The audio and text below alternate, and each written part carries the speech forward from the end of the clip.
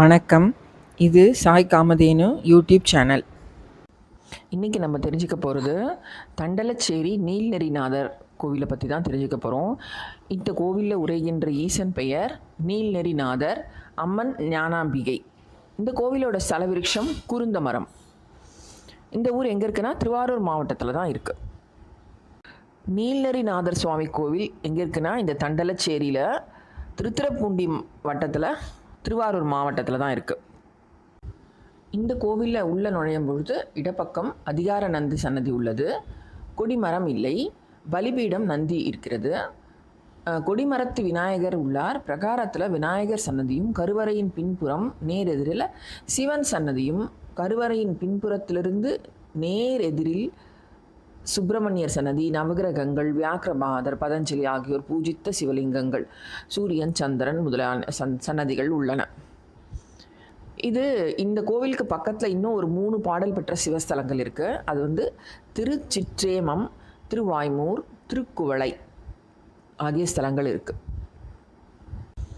இந்த தலத்தை இறைவன் சுயம்பு மூர்த்தியாக தான் இருக்கிறார். அறிவட்ட நாயனார் பிறந்த ஸ்தலம் இது. இந்த கோவில் சோழர்களால் கட்டப்பட்டது. இறைவனின் தேவார பாடல் பெற்ற 274 சிவாலயங்களில் இது 174 தேவார ஸ்தலம். இந்த கோவிலில் என்ன ஒரு பிரசித்தி பெற்ற வேண்டுதல்னா, குஷ்ட நோயால் பாதிக்கப்பட்டவர்கள் இந்த தலத்தில் உள்ள தீர்த்தத்தில் நீராடி வழிபட்டால் நோய் விலகும் என்பது நம்பிக்கை. பொதுவாக அனைத்து கோயில்களிலும் நடராஜரின் தலையில் வீற்றிருக்கும் கங்காதேவி இந்த தலத்தில் நடராஜரின் பாதத்தில் அருள்பாலிக்கிறார். ஒருமுறை கோச்செங்கச் சோழன் சிவபெருமானுக்கு 100கணக்கான மாடக்கோயில் கட்டியவன். ஒருமுறை இவனுக்கு குஷ்ட நோய் ஏற்பட்டது. நோய் தீர இவன் பல திருத்தலங்களுக்கு சென்றும் பயனில்லை. வருந்திய மன்னனுக்கு ஆறுதல் அளிக்க சிவன் அசரீரியாக தோன்றி, கல்மாடு புல்திங்கும் தலத்திற்கு சென்று வணங்கு, உன் நோய் தீரும் என்றார். மன்னனும் அப்படி ஒரு தலம் தேடி அலைந்தான். இந்த தலத்தில் வழிபாடு செய்ய வந்த பொழுது சிவனுக்கு அணிவிக்க வந்த அருகம்புல்லால் ஆன மாலை கையில் ஏந்தி வந்தான். அப்பொழுது சிவனுக்கு எதிரில் இருந்த நந்தி அந்த அருகம்புல் மாலையை இழுத்து தின்றது. இதை கண்ட மன்னனுக்கு சிவன் கூறியது நினைவுக்கு வந்தது. அவனது குஷ்ட நோயும் நீங்கியது. மனமகிழ்ந்த அவன் இந்த கோவிலுக்கு திருப்பணி செய்து இறைவனை வழிபட்டான். முன்னொரு காலத்தில் தண்டலச்சேரிக்கு கிழக்கே 2 கிலோமீட்டர் தூரத்தில் கண்ணத்தங்குடி என்ற ஊரில் ஒரு நாயனார் அவதரித்தார். இவர் சிவனடியார்களிடத்தில் மிகவும் அன்பு கொண்டிருந்தார். தண்டலச்சேரியில் அருள்பாலிக்கும் இறைவனுக்கு நாள்தோறும் சம்பா அரிசியும் உணவும் செங்கீரையும் மாவடுவும் நெய்வேத்தியம் வைத்து வழிபாடு செய்து வந்தார். இந்த கோவிலுக்கு நாயனார் பல திருப்பணிகள் செய்து வந்தாலும் நெய்வேத்தியம் வைக்கும் பணியை முக்கிய திருப்பணியாக செய்து வந்தார். இவரது மனைவி இவரை போலவே இறைவனிடம் மிகுந்த பக்தி கொண்டிருந்தார். இவர்களுக்கு ஒரு சமயம் மிக மிக வறுமை ஏற்பட்டது. வறுமையை கண்டு அடியார் மனம் தளரவே இல்லை. இந்த திருப்பணியை விடாமல் செய்து வந்தார். கூலிக்கு ஆள் வைத்து நெல்லறுத்து வந்த இவர் வறுமை காரணமாக தானே கூலிக்கு நெல்லறுக்க சென்றார்.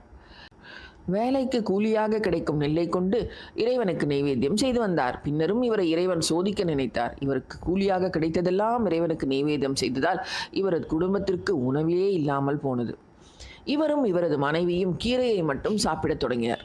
நாளடைவில் கீரைக்கும் பஞ்சம் ஏற்பட்டது.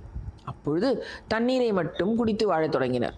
இறைவனுக்கு நெய்வேத்தியம் செய்வதற்காவது நெல் கிடைக்கிறதே என்ற மகிழ்ச்சியில் வாழ்க்கையை நடத்தி வந்தார்.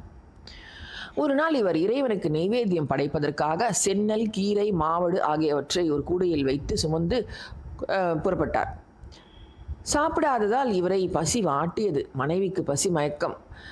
நாயனார் பசியினால் கீழே விழப்போனார். அவரை மனைவி தாங்கி கொண்டார். கூடையில் சுமந்து வந்த நெய்வேத்திய பொருட்கள் நிலத்தில் விழுந்து சிதறின.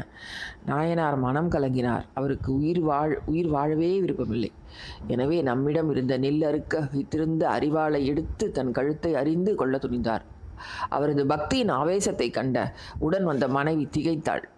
தன் மாங்கல்யத்தை எடுத்து கண்ணில் ஒற்றிக்கொண்டு இறைவனை வேண்டினாள். அப்பொழுது நெய்வேத்திய பொருள் விழுந்த இடத்தில் வெடிப்பு ஏற்பட்டு உள்ளிருந்து ருத்ராட்ச மாலையும் திருநீரும் அணியப்பட்ட திருக்கரம் ஒன்று வெளிப்பட்டது. அந்த திருக்கரம் நாயனாரின் கையை பற்றியது. இறைவனின் திருக்கரம் பட்டவுடன் மெய்மறந்து நின்றார் நாயனார். நாயனாரின் பக்தியை மெச்சிய இறைவன் இத்தலத்தில் பார்வதியுடன் தரிசனம் தந்தார். அறிவாளால் தம் கழுத்தை அறிய துணிந்தமையால் இவருக்கு அறிவட்ட நாயனார் என்ற சிறப்பு பெயர் ஏற்பட்டது.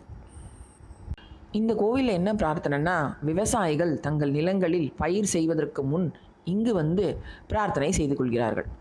குஷ்டநோயால் பாதிக்கப்பட்டவர்கள் இந்த தலத்தில் உள்ள தீர்த்தத்தில் நீராடி வழிபட்டால் நோய் விலகும் என்ற தீராத நம்பிக்கை இந்த கோவிலில் இருக்கு. இந்த கோவிலோட திருவிழா என்னன்னா, தை மாதம் திருவாதிர நட்சத்திரத்தில் அறிவட்ட நாயனாரின் குரு பூஜை சிறப்பாக நடைபெறுகிறது. இந்த கோவில் திறக்கிற நேரம் பார்த்தீங்கன்னா காலை 6:30 மணி முதல் பகல் 12 மணி வரை, மாலை 4:30 மணி முதல் இரவு 8:30 மணி வரை திறந்திருக்கும்.